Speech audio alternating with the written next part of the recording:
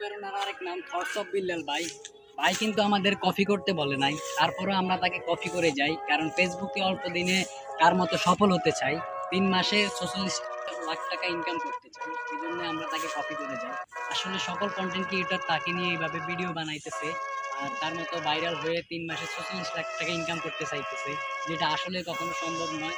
এটা তার ব্যক্তিগত একটা কন্টেন্ট বা তার ব্যক্তিগত একটা ট্যালেন্ট, তার জন্য সে এই বিষয়টা সফলতা পাইছে। কিন্তু আমরা যতই তার মতো ভিডিও করি, আমরা সেইভাবে সফলতা কখনোই পাবো না, কারণ এটা তার ব্যক্তিগত ট্যালেন্ট। আর ফেসবুক তাকে এই জন্যে একটু উপরে উঠাই দিছে বা তার রিচ বাড়াই দিছে, এই জন্যে তার ভিডিওগুলো ভাইরাল হয়। কিন্তু আপনি আমি যতই এই ব্যাপারে ভিডিও তৈরি করি, আমরা কিন্তু চাইলে ওইরকমভাবে ভাইরাল হতে পারবো না।